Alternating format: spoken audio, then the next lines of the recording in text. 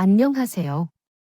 오늘 사연을 보내주신 분은 50대 주부라고 하시는데 이야기를 읽어보니 마음이 갑갑하고 좋지 않네요. 사연마다 다 사정이 있기는 하지만 이 이야기는 성유쾌하지 않고 편안한 시선으로 보기가 힘들었던 것 같아요. 솔직히 말씀드리면 죄송하지만 인과응보라는 게 있다는 생각이 들어요. 본인도 인정하셨으니 말입니다. 그럼 오늘의 이야기를 시작해 볼게요. 음악 안녕하세요. 저는 경기도 하남에 사는 50대 중반의 주부이고 딸 하나를 겨우겨우 키워서 시집 보내놓고 살고 있어요. 자식은 정말 내가 눈 감을 때까지 언저리를 맴돈다더니 정말 여러모로 힘든 일이 아닌가 싶어요. 한편으로는 내가 범한 죄를 딸이 계속해서 이어받은 셈인 것 아닌가 싶어서 가슴이 아파요. 아무튼 남들에게 말하지 못했던 이야기를 어렵게 털어놓고 새로운 길로 나아가고 싶습니다. 결혼은 아주 늦게 했고 남들은 결혼할 때쯤에 이미 많은 고민을 했지만 제 친정 엄마와 아빠는 일찍 돌아가셨고 외삼촌 댁에서 홀로 외롭게 자라났습니다. 그 후에 서울로 올라오면서 언니들과 많이 다투게 되었습니다. 양쪽으로 분쟁이 생겼지만 영수가 이 정도면 방 하나 구해서 나가볼까? 음아. 언니도 이제 다음 달에 결혼해야 하는데 언제까지 붙어 있을래? 큰언니네 집은 언니 시어머니랑 형부 때문에 꿈도 꿀 수 없는 거 알지? 이제 내 살 길은 내가 좀 찾아. 그러던 차에 큰언니는 결혼했고 연령 좀 지나 둘째 언니까지 시집을 가려고 하더군요. 그러다 보니 제가 꽤나 골치덩어리였던 모양이에요. 당시에는 22살이었는데 계속 방황을 하던 중에 작은 회사에 취직하게 되었습니다. 그림을 그리는 화실이었는데 거기서 자비를 맡아주는 조건으로 1급을 받게 되었어요. 이때는 화가 선생님도 계셨고 문화생들도 많았습니다. 그러나 군기가 엄청 났기 때문에 분위기는 여전히 살벌했습니다. 화가 선생님은 부르기 쉬운 이름인 김 선생님으로 지칭했는데 항상 다정하게 대해주셨습니다. 미스리는 아직 실력이 조금 부족한 것 같아요. 그러나 좀 더 노력하면 능력을 향상시킬 수 있다고 생각해요. 선생님께서는 제 실력의 부족함을 크게 꾸짖지 않으셨고 가벼운 일부터 자잘한 일까지 항상 맡겨주셨습니다. 그래도 내 직감이 좋아 보여서 아마 그런 것들을 보기 좋게 표현하려고 하신 거겠죠. 어느 순간부터는 제가 책임감 있게 일을 맡게 되었습니다. 이때 화실에는 저 외에도 다른 분들이 함께 일하고 계셨어요. 문화생들이 꽤 있었지만 당연히 제 또래 여자들도 있었고 남자들도 약간씩 있었어요. 총 7명 정도였고 김 선생님은 89살을 하고 계셨습니다. 제가 포함한 집 사람들은 아들, 딸, 그리고 사모님까지 있어서 상당한 규모의 집에서 살고 있었답니다. 그런데 여자들끼리 나름대로 쟁쟁하게 싸우는 모습도 보이고 화실 돈 관리에 대해 제게 적대적인 태도를 보이는 남자 문화생들도 있었어요. 그 중에서 가장 힘들었던 친구는 미국이라는 사람이었는데 처음에는 매우 친절하다가 갈수록 모욕하고 나쁜 말을 하는 등 불쾌한 행동을 보였어요. 이것이 조금 이상하지 않나요? 돈 같은 거를 맡기는 건 사모님하고도 할 수 있지만 김 선생님이 왜 너한테 맡기는 건지 궁금해. 엊그저께 순철 씨가 영숙 씨와 김 선생님이 버스 정류장에 함께 있는 걸 봤다고 했잖아. 하지만 내가 봤을 때는 그런 것 같지 않아서 말이야. 그러자 순간적으로 당황해서 아니라고 했어. 실제로는 그런 상황이 없었거든. 처음에는 그 말이 나를 걱정해 주려는 것인 줄 알고 순진하게 믿고 내 상황을 다 얘기했어. 아니, 언제를 말하는 건지는 잘 모르겠지만 나는 김 선생님과는 별개로 어디서든 만난 적이 없어. 화실 안에서는 뵙는 거 말고는 없어요. 미옥 씨도 마찬가지죠. 순철 씨는 왜 그런 말을 하는 거죠? 어머, 그럼 순철 씨는 왜 그렇게 말을 했을까요? 혹시 승철 씨가 영숙 씨를 좋아하나 뭔가 질투하는 것 같은 말투더라고 이렇게 말을 하니까 정말 뭔가 모함에 둘러싸일까봐 혹은 누군가의 질투로 이런 상황이 된 것 같다며 말해주니 저는 그대로 믿었습니다. 그런데 나중에 지나고 보니까 말이 이상하게 와전되어 있었어요. 정말 진실이 아니라고 말을 한 것뿐이었는데 어느 순간 사모님께 불려가게 되었어요. 영숙 씨 안녕하세요. 제가 이번 달까지만 일하고 그만둘 수 있을까요? 올해가 조금 사정이 있어서요. 얼마나 갑작스럽게 말씀하시는지요. 여기서 받은 월급으로 여러분들과 함께한 삶을 잘 해내고 혼자도 잘 살아왔거든요. 하지만 해고되는 상황이라서 당황스러울 수밖에 없는 것 같아요. 그렇지만 사모님은 끝까지 나를 쳐다보지도 않고 몇 마디 말씀하신 뒤에는 갈수록 무뚝뚝해지시는 것 같아요. 제 마음상 정말 여기가 제 자리라 느끼지만 그게 아니면 머리칼이라도 잡아서 끌고 가고 싶은 기분이에요. 남편이랑 이쪽하고 별도로 만나겠다 하더라고요. 그 말을 미옥 씨한테 듣고 얼마나 기가 막혔는지 정말요. 언제부터야 아니 이런 것을 듣고 싶지도 않았고 어쩌고 싶지도 않아요.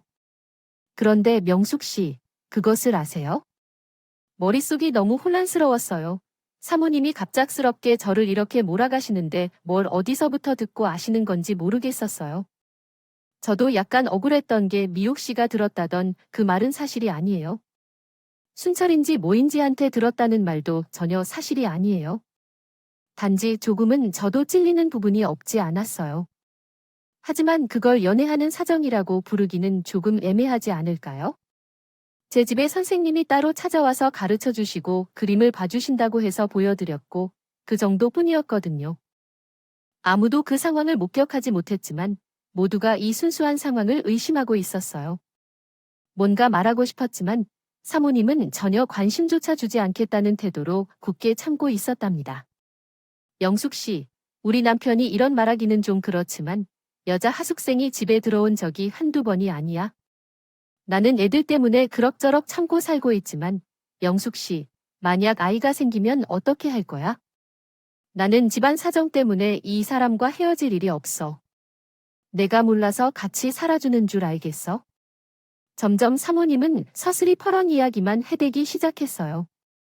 뭔가 저에게 자격지심을 느끼는 듯한 말씀을 하셨었죠.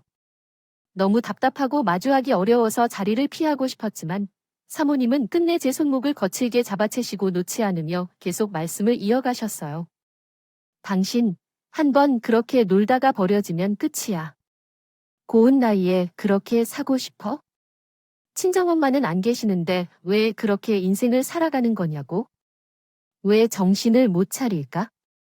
이 아가씨야, 그러면서 눈빛이 시퍼하는데 결국 제 손목을 벌리게 잡고 놓지 않았죠. 나중에 김 선생님이 다른 학생들이 달려와서 말리는 바람에 겨우 상황이 진정되기는 했었어요. 이런 상황이라서 결국 나도 더 이상 여기에 있을 수 없겠다는 생각이 들더군요. 불편한 상황에서 벗어난 후 눈물을 참고 화실을 나왔어요. 걱정하는 척 모욕하고 이야기를 돌리며 다니던 미옥 씨와 그 상황에 이용됐는지 진짜인지 알 수 없었던 순철 씨 등을 볼 때 모두 마땅치 않게 보였어요. 그런데 그렇게 힘들게 화위를 드러내고 나온 뒤 결국 큰일을 경험하게 됐어요.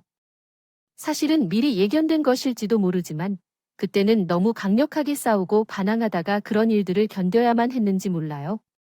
사모님이 마치 저를 저주한 것처럼 퍼뜨린 마지막 충격적인 말처럼 잡아줄 어른이나 누군가가 있었다면 좋았을 텐데요.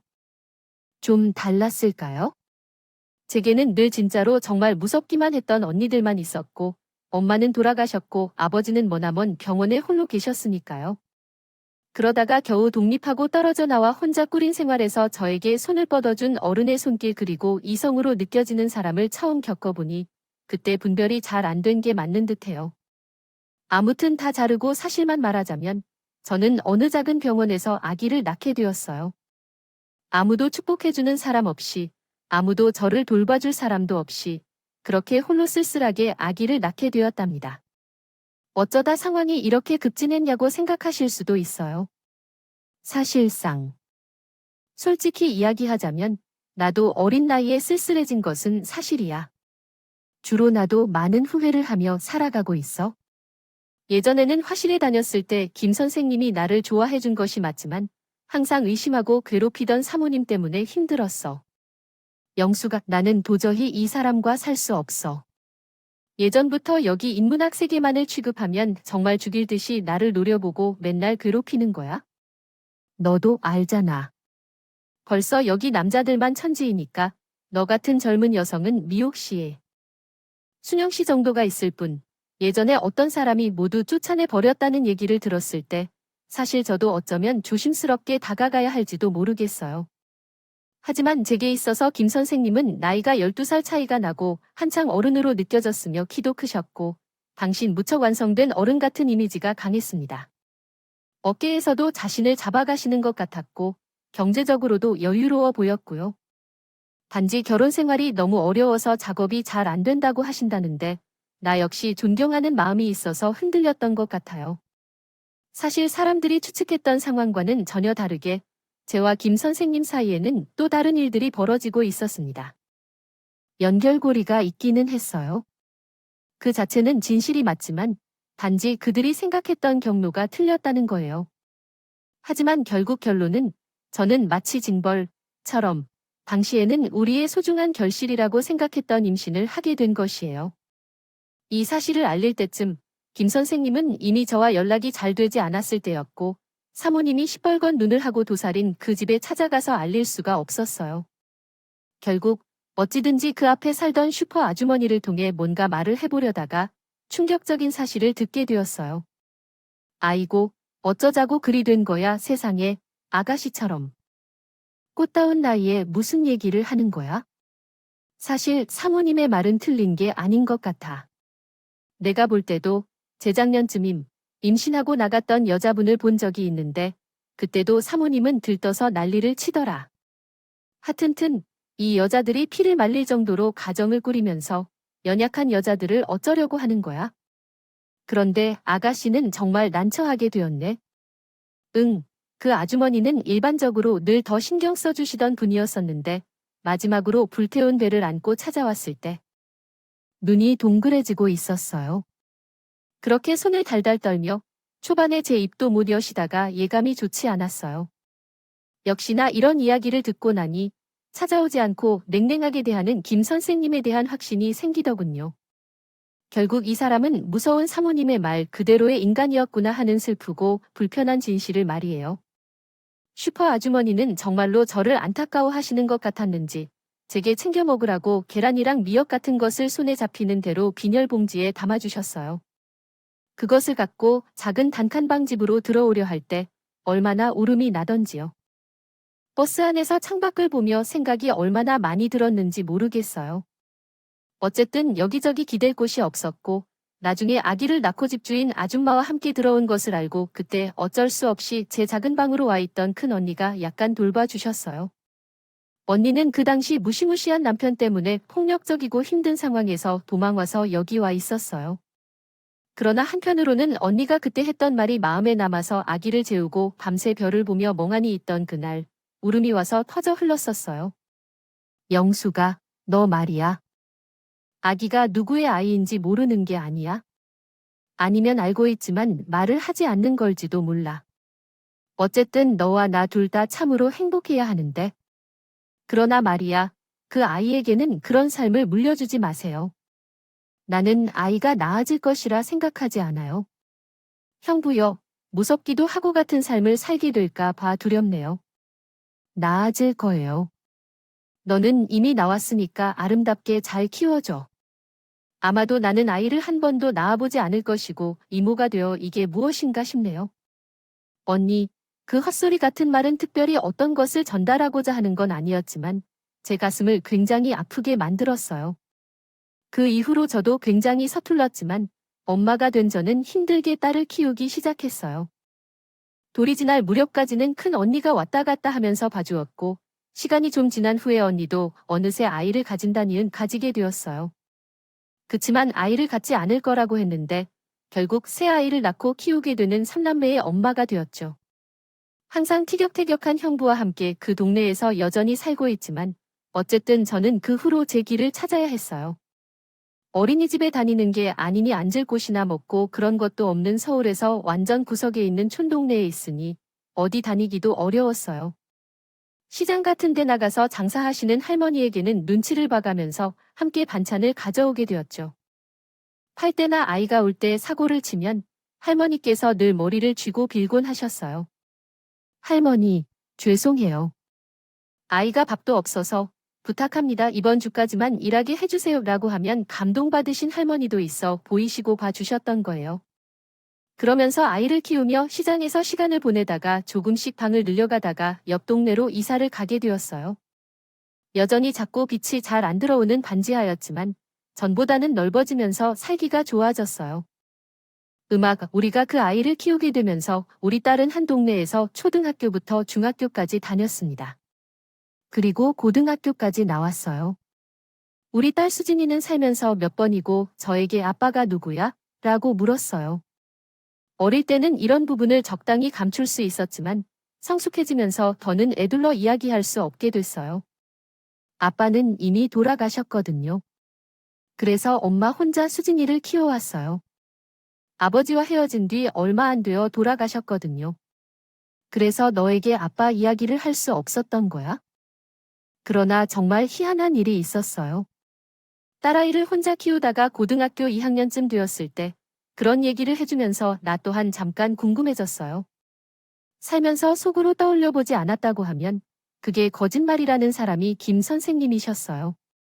나는 그 동네 근처를 지나가지도 않았고 혼자 아이를 낳아 키우는 내 인생이 너무 비참하고 끔찍하게 여겨져 그의 상처를 들추고 싶지 않았어요. 아이를 키우는 동안 주변에서 몇 번이나 아빠는 어디 있냐 혹은 어쩌다가 과부가 되었냐는 식의 질문을 받아서 항상 얼버무렸거든요. 그러나 어린이가 자라서 직접 진실에 대해 이야기해주는 순간 나 또한 모르게 조금씩 알고 싶어졌어요. 그래서 어느 날 직장에서 퇴근하던 중에는 보니까요. 길을 따라 버스를 타고 한 번 그 동네에 갔다가 보았어요. 예전에 그림을 그렸던 사실을 모두 잊고 있었는데 그렇게 한 번의 불장난으로 인해 겪었던 내 저주스러운 어린 시절을 다시 되새기려고 하니 용기가 나지 않았어요. 그러던 중 아빠가 이미 세상에 없다는 말을 듣고 어깨를 처진 채로 우리를 바라보던 딸의 표정이 너무 슬펐어요. 그래서 어떻게든 궁금증이 들어서 그곳을 다시 찾아보기로 했고 참 이상하게도 그 동네에 있던 그 후미진 골목 슈퍼는 여전히 그 자리에 있었어요. 그런데 당연히 슈퍼 아주머니는 여전히 그 자리에 계셨다든지요. 사실 그때는 그렇게 나이가 많으시진 않았어요. 남자 총각이 그 자리에 앉아 있길래 음료수를 사면서 한 번 넌지시 물어봤어요. 저기 여기 원래 아주머니 계셨던 것 같은데 되게 옛날에 제가 이쪽에 잠깐 살았거든요. 근데 여기는 재개발 안 되었나 봐요. 슈퍼는 그대로 있고 주인만 바뀌었나 봐요. 그 말에 총각은 희한한 말을 하고 있어요. 재개발되려고 조합에서 얘기가 나온 것도 최근이라 저희도 약간 고민이 많은 상태예요. 그리고 저희 어머니를 말씀하시는 것 같아요. 같은데 지금은 병원을 다니느라 제가 대신 자리를 보고 있어요. 그때 얘기를 들다 보니 신기해서 계속 이야기를 이어갔는데 혹시나 해서 정말 혹시나 해서 안쪽 골목에 있는 화시로 혹시라도 아닌가 물어봤어요. 그랬더니 돌연 생각하지도 않은 매우 아싸라는 냉정한 분위기의 얘기를 듣게 되었답니다. 그곳에 알아요? 그곳이 언제까지 있었더라? 한 10년 전까지 있었나 좀 된 것 같은데요. 아무튼 그곳에서 아저씨와 아줌마가 무슨 일도 안 있었다고 하더라고요. 아줌마도 병을 얻어서 고생하셨다고 언급했습니다. 아저씨가 더 일찍 돌아가셨어요.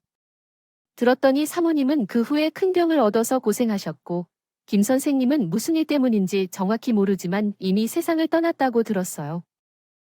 병인지 사고인지 뭔지 정확한 것은 모르는 눈치였지만 확실한 것은 저와 같은 하늘 아래에 없다는 것이었어요. 그런데 좀 더 마음을 저르르 하는 내용을 듣게 되었어요. 그 집 자식들도 좀 안 풀린 것으로 알아요. 저희 어머니 말로는 거기에 화실 소문이 좀 안 좋았다고 하더라고요. 아저씨가 자유분방한 분이라 사고도 많이 치시고 아이들을 낳았다 치고 찾아오는 사람들도 있었대요. 많았다고 하니 거기에 계신 사모님은 참 잘해주셨던 분이셨어요. 그렇게 고생만 하시다가 병을 얻으신 것 같아요. 그때 참 억장이 무너지는 기분이 들더라고 해요. 도깨비만큼 무섭게 느껴졌던 사모님의 얼굴을 지금은 시간이 지난 후에 저도 자녀를 키우고 나이든 모습으로 생각해보니까요. 예전에는 저보다 나이가 훨씬 많으셨는데 저는 애초에 남편이라는 존재가 없고 아이 아빠만 어딘가에 있는 상태로 살아왔지만 새삼 사모님의 삶이 어땠을지 궁금해졌어요. 그리고 그때 한 번만 그의 동네를 가본 후 저는 그곳을 다시 방문하지 않기로 결심했습니다. 그리고 떠올리지도 않았음에도 불구하고 억지로 버텼고 살아왔어요. 이제는 그 동네와 그 사람들이 후행하는 이야기를 듣고 나서 나에게 더 아픈 상처가 되었거든요. 내 아픔과 파란만장했던 삶은 농담이 아니었지만 어째서인지 내가 다른 사람에게 상처를 주고 망쳐놓은 삶보다 내가 더 상처를 주고 망쳐놨다는 생각에 다시 펼칠 엄두를 내기가 굉장히 두려웠어요.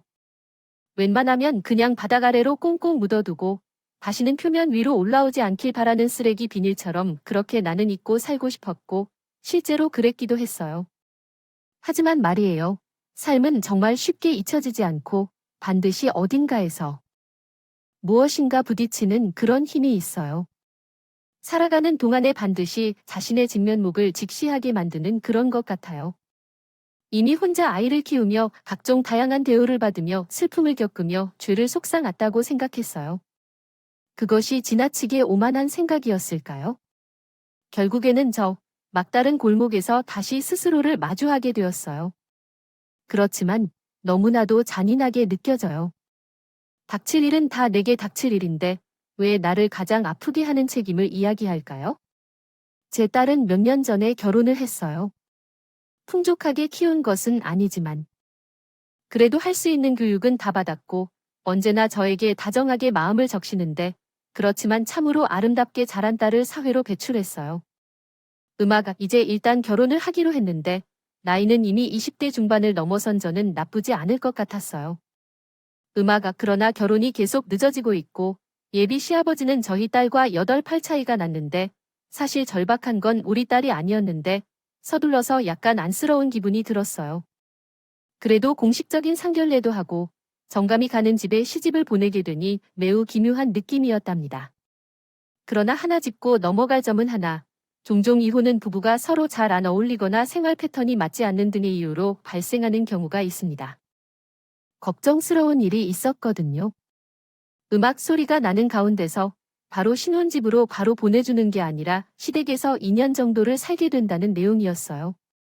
딸이 저를 얼마나 설득하고 무엇을 하고 있는지는 모르지만 본인은 좋다고 하지만 어쩔 수 없이 마음이 전혀 좋지 않았어요. 음악 소리가 다시 들려와. 왜 그래, 엄마? 어디서 또 그런 말을 듣고 온 거야? 우리 어머니는 정말 좋은 분이라고 해서 우리 딸도 그렇게 생각하고 시댁에는 2층 집이기 때문에 우리가 따로 살 수 있는 공간을 따로 마련해 주셨대요. 오빠도 이렇게 살다가 금방 신혼집을 구해 나갈 예정이라고 해요. 그래서 엄마는 걱정할 일이 전혀 없어요. 어머니께서 너무 잘 돌봐주신다 나를 칭찬해서 나 역시 감당할 수 없어 그렇게 해서 딸은 결혼을 하고 신혼생활을 시집에서 시작하게 되었어요. 나는 시집살이에 대한 정보가 많이 없어서 처음에는 아무것도 몰랐어요. 처음에는 서로 잘 지내는 것 같았고 나도 시집에 들어와서 딸에게 많이 연락하기도 해서 문제였나 봐요.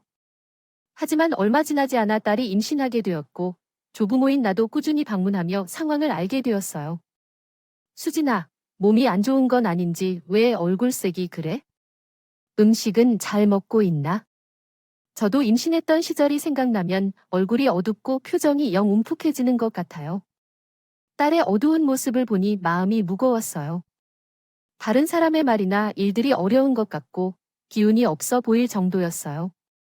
엄마가 그냥 가만히 있으면서 잘 챙기고 있다며 하지만 몸은 정말로 많이 고된 상태였어요. 그래서 갑자기 엄마를 뵙고 싶은 마음이 들었고 딸을 우리 집으로 데려오고 싶었어요. 그래서 사돈에게 연락했지만 반응이 그리 좋지 않았어요. 어머, 나도 잘 돌봐주고 있는데 수진이가 불만스러워한 건가 봐요. 그리고 우리 아들은 직장 다니느라 정신이 없어서 자기 부인이 아픈 건 알겠지만 신경 쓸 여유가 없나 봐요. 아무튼 잘 알겠어요. 이따가 오셔서 데리고 가시면 좋겠네요. 서로 약간 불편한 상황에서 대화가 끝났고 그 후 서로 이리저리 오가며 한 달 정도 저희 집에 머물렀습니다. 그렇던 중에 시어머니와 자기 남편 사이가 좋지 않게 흘러가고 있다는 것을 알게 되었어요. 시어머니는 몇 차례 우리 집에 오시면서 들여다보기도 하고 언제 다시 오실지 아쉬운 표정을 지으시기도 했어요. 어제는 이상하게 시어머니와 시어머니 간에 다툼이 생기는 것 같아서 적당히 해결하고 저도 딸을 다시 시어머니 집으로 보냈습니다. 그렇게 시간이 지나자 우리 딸은 손주를 낳았어요. 엄청 고생을 하면서 회복이 잘 되지 않았어요. 일린 들러보고 싶었지만 예전에 워낙 눈치를 봤던 것이 있어서 저도 들르기가 힘들었어요. 그때부터 제대로 따르며 손주를 보기도 힘들었고 그 후로 한 2년 정도를 더 살다가 겨우 딸은 새 집으로 나올 수 있었습니다. 이 사실을 알고 저는 조금 고민을 한 뒤에 역시 우리도 딸네 집 근처로 이사를 가기로 했어요. 음아가 엄마, 우리 집 근처로 온다고 했대. 그래. 너와 호준이도 있고 급할 때 엄마가 봐줘야 할 것 같아서 가까이 이사를 가게 될 거야. 다른 사람들도 무척 좋아했고 저는 거리가 한 10분 정도 되는 오갈 수 있는 곳으로 집을 선택했습니다. 얻어서 그때부터 딸과 손주와 자주 다니게 되었어요. 그런데 어느 순간부터 사위가 일이 잘 안 풀려서 집에 있는 시간이 조금 늘어나더니 그때부터 슬슬이 시간도 위태하게 느껴지더군요. 엄마, 오늘은 이 사람 집에 있어서 아무래도 엄마랑 같이 가려던 그 식당은 다음에 가야 될 것 같아요.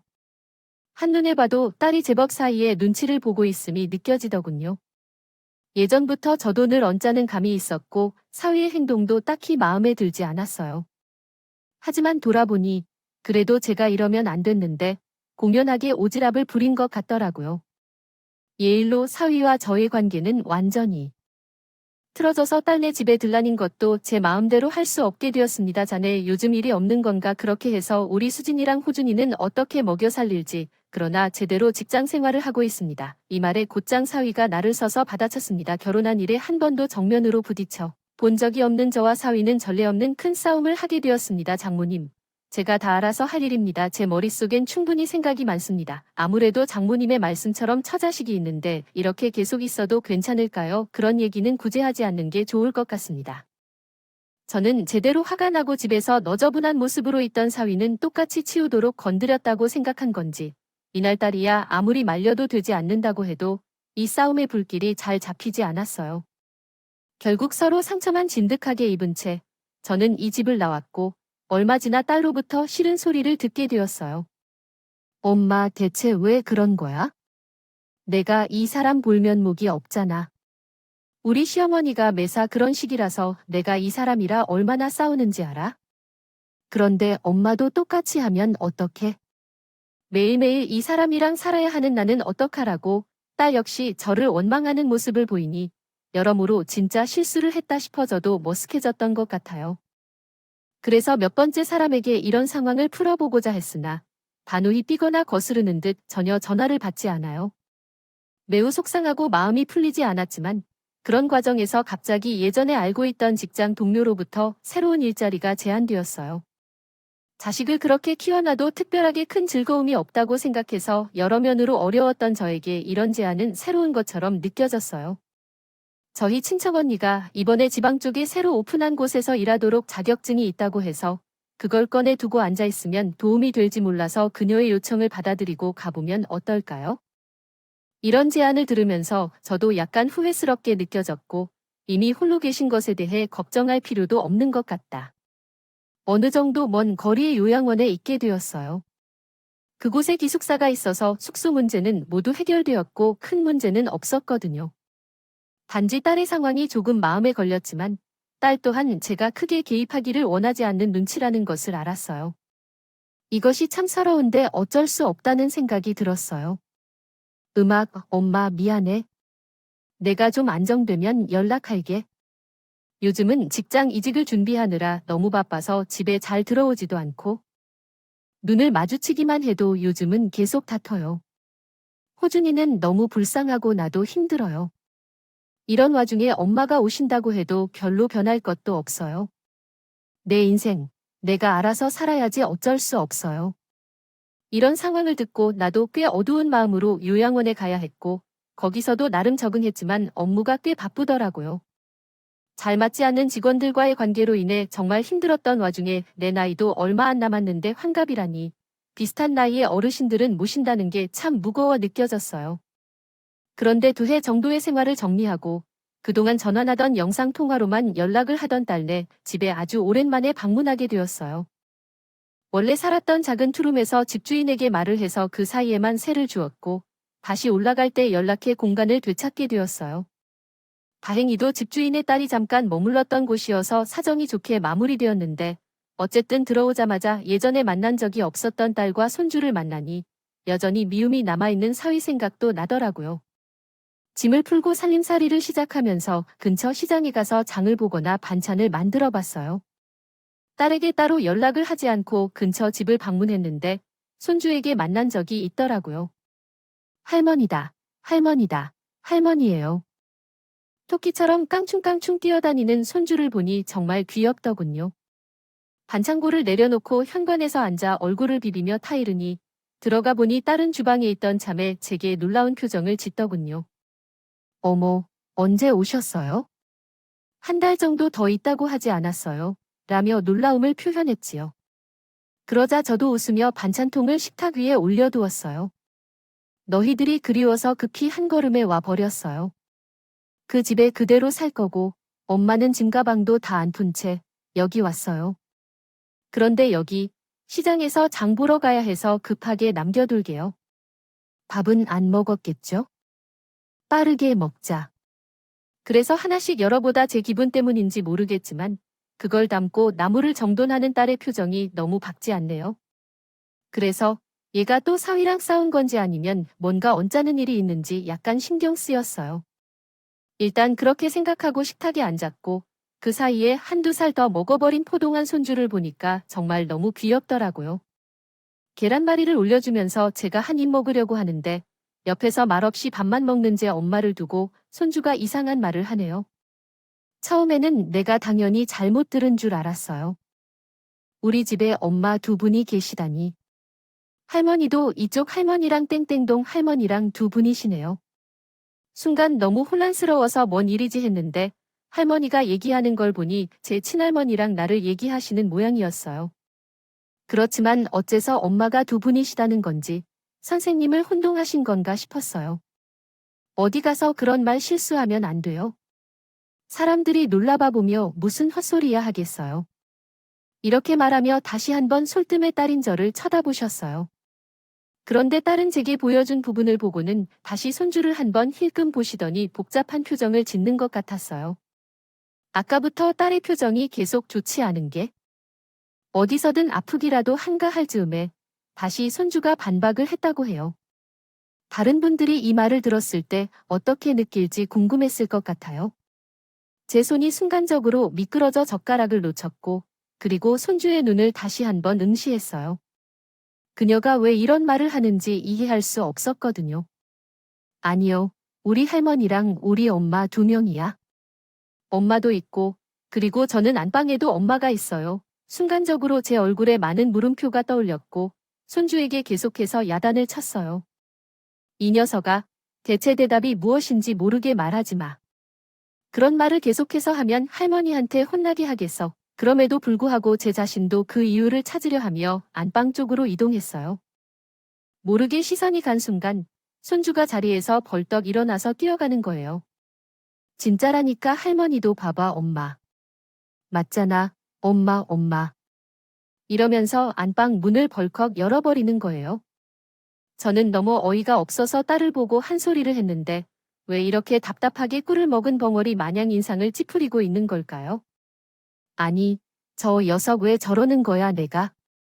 야단 좀 쳐라. 어디서 저런 모습으로 장난을 치는 거냐고 할머니?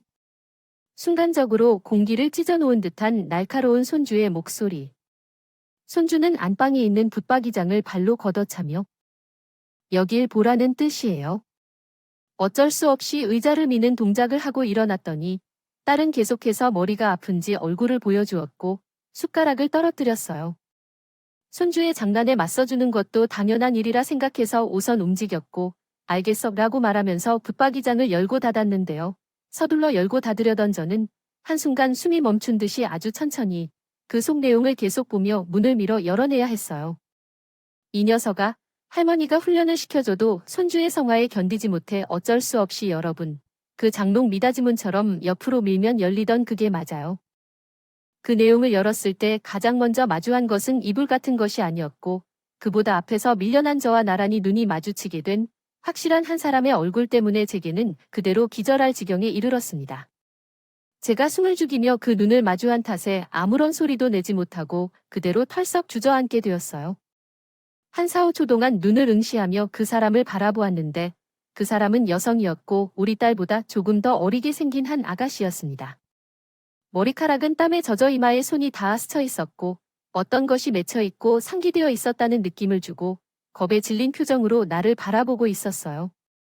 그래서 나도 잠시 동안 의아해하지 않을 수 없었습니다. 수밖에요. 누구인지도 예상할 수가 없었어요. 장롱 안에는 이불과 옷까지 가득해서 틈새에서 겨우 얼굴만 드러내던 그 아가씨는 다른 사람만큼이나 당황하여 말을 잃지 못하고 있었어요. 그래서 저는 장롱 문 앞에 주저앉아 있는데 손주는 말이 맞지 않느냐며 칭얼거리며 저를 흔들어도 미동도 못하고 그냥 있었어요. 음아가 겨우 진정해 거실로 나온 나와 그 아가씨도 살며시 거기서 기어나와 예상할 수 없는 상황이라는 대강의 내용을 들었어요. 일단은 딸을 붙잡고 모든 것을 묻지는 않았겠죠. 도둑인지 뭔지, 죽은 사람도 아닌 멀쩡한 사람인지에 대해요. 그것도 우리 손주가 여기 이 사람이 있다는 걸 알고 있을 정도면 말이에요. 우리 딸도 당연히 이게 뭔 얘기인지 알 거 아니에요. 게다가 손님이라 치면 손님인 거지. 왜 집구석에 숨어서 그렇게 겁에 질려 있는 거냐고요? 몇 번이긴 무슨 일이냐고 묻는 저 역시 머릿속에서 별 생각이 다 들었고 이 모든 것이 진행되는 한 10분의 시간 동안 다른 아무런 말도 하지 않았어요. 제 목소리가 높아지고 커지고 나서야 그제서 딸은 여전히 머리를 부여잡고 한마디 내뱉더군요. 손주는 속절없이 그냥 안방 침대에서 뛰고 있고 그 아가씨는 어정쩡하게 서서 저와 딸을 바라보고 있는 와중에 말이에요. 그게 뭐라고 해야 되지? 우리 남편이 좋대요. 여자야. 엄마. 저기. 이쯤 되니까 내 눈으로 그의 장롱 안을 쳐다보곤 이제는 뭘 넣고 나가는지 무슨 것이 있던 그것보다 더 기절할 만한 건 없었을 테니까. 결국 몇 번 물어보고 정리를 하고 아가씨한테 소리 질러가며 확인한 결과 그냥 그 내용이 맞는 거예요. 예, 아가씨는 우리 사위가 좋다고 생각한 여자였고 요즘 세상에서 한 집에서 안방을 차지해서 살고 있다는 것 같아요. 그 아가씨도 그렇죠. 첩이냐고 딸에게 물었습니다. 얼른 말을 끊고 억울하다고 말했어요. 첩이라니 그런 게 아니에요. 아니라 상훈 씨는 이혼을 원했는데 그게 아니라 아무튼 이분이 안 나가겠다는 거예요. 아이도 우리가 키우겠다고 했는데 기분이 안 나간다고 버티는 거라고 합니다. 왜 나한테 이런 말을 들어야 하는지 정말 머리에 대충 떨어진 게 있는 것 같아서 거세게 얻어맞은 것 같았어요. 되려 아주 당당하게 본인이 집에 있어야 한다는데 우리 딸이 여기 남자를 데리고 있다는 듯하게 말했습니다. 도통 종잡을 수 없는 말들만 오가고 있었습니다. 음악이 흘러나오고 나서 나는 그대로 스르륵 주저앉았고 딸도 계속 머리가 아프다는 표정을 지으며 내를 바라보았어요. 너, 이게 무슨 말이야? 이게 무슨 미친 짓이야? 이러한 말을 하는데 아까 술을 질러대고 있으니 결국 딸은 베란다 쪽으로 나를 데리고 갔습니다. 그쪽으로 가면서도 딸의 행동이나 말들은 상대적으로 귀에 잘 들리지 않았어요. 엄마한테 말하지 말라는 말을 딸이 하였다면 일단 나와 남편 사이에 이혼을 고려하는 이야기가 있는 것 같아. 좀 사정이 있어서 그래서 엄마는 이런 상황을 전혀 예상하지 못했어. 아무튼 말이 없나? 오늘 머리도 아프고 그냥 가주고 싶지는 않아. 여자라고 해서 그릇된 말을 하지 마. 진실을 말해봐. 그 자식이 무슨 문제인지 그리고 내가 왜 나가야 하는지 이유를 설명해줘. 다들 건강하고 자라 키워온 아이들을 두고 그냥 떠나는 건 어떻게 해서 그래? 그때는 거의 말을 이해하고 오열 소리를 지르며 화를 냈지만 내가 잘못 이해한 부분이나 허점이 있을 거라며 소망하며 말했어. 하지만 불행히도 딸의 답변은 그렇지 않았고 아직까지 이 문제는 해결되지 않았어. 가운데 손주를 두고 게다가 대체 첩이 아니면 무슨 일인지 알 수 없는 그 여자까지 두고 집에서 대치하고 있는 중이에요. 엄마, 우리 남편이야 그 사람이의 어머니가 요양원에 갔을 때부터 나랑 엄청 싸웠어요. 어머니 때문만은 아니고 어쨌든 나랑도 안 좋았어요. 그러더니 직장에서 만난 그 여자랑 계속 그냥 이러고 있는 거예요. 둘이 살겠다고 나한테 이혼 안 해주면 가만히 있지 않겠다고 말해. 처음에는 나도 미칠 것 같이 환장하는 줄 알았어요. 나는 얼마나 오랜 시간 동안 속으로 참고 있는 것인지 눈을 한 번 꾹 감고 숨을 깊게 들이마시고 있었어요. 그리고 다시 숨이 섞인 한숨을 내뱉으며 힘을 주고 한마디 한마디 말하려고 했지만 도대체 나는 뭘 어떻게 해야 하는지 모르겠더라고요. 어떻게 이런 엉뚱한 일이 내 딸에게 일어날 수 있는지. 시댁도 아들이 편이라며 떼를 쓰고 누워버리니 그냥 내게 이혼하자면 안 되겠냐고 하는데 엄마 진짜 다 미쳤어. 내가 정상이고 그가 미쳤나 봐.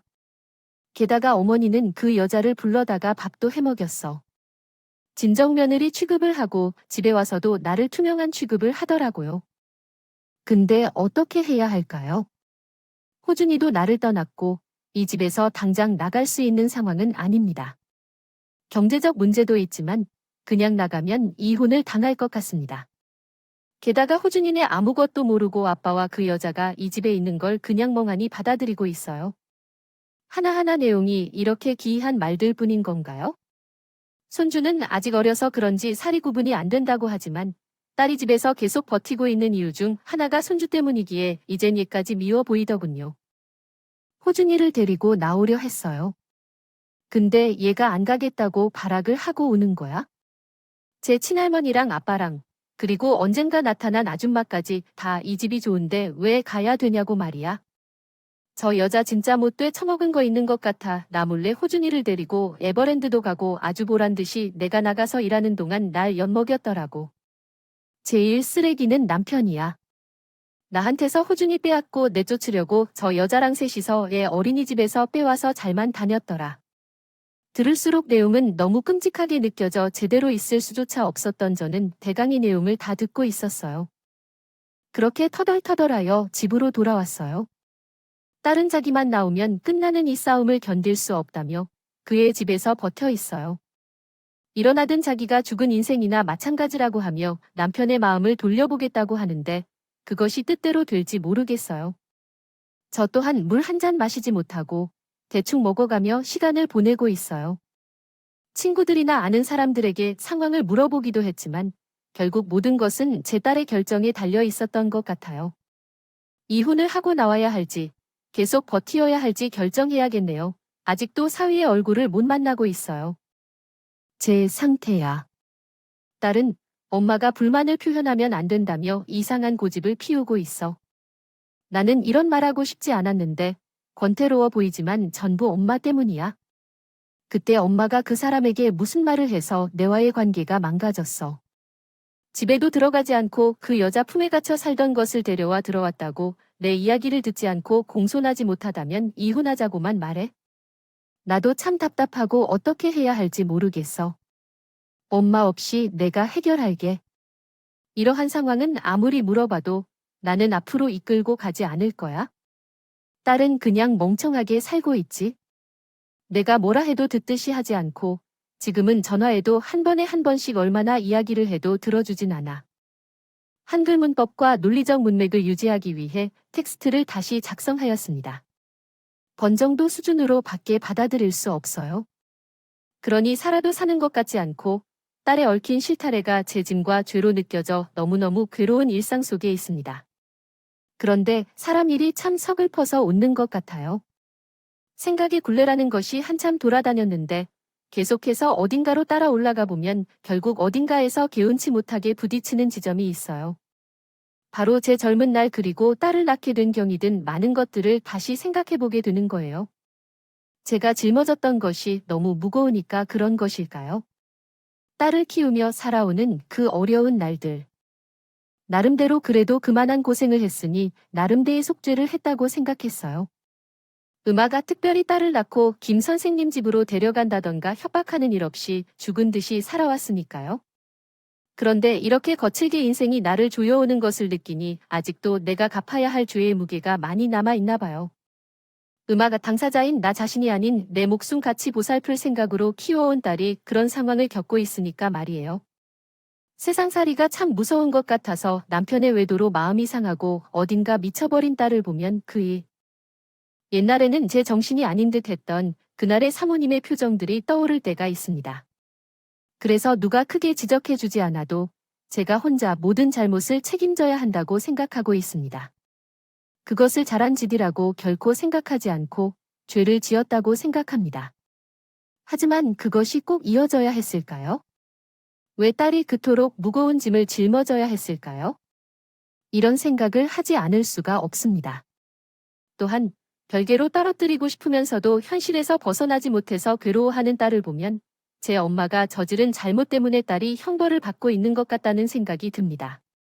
그렇다면 이를 계속 지켜보며 살아가야 하는 것이 제게 주어진 최종적인 운명일까요? 음악.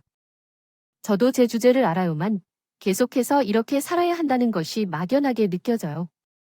몇 번이나 이런 질문을 던지다가도 딸의 고생을 보면 다시 입이 다물리기도 하는 요즘입니다. 음악.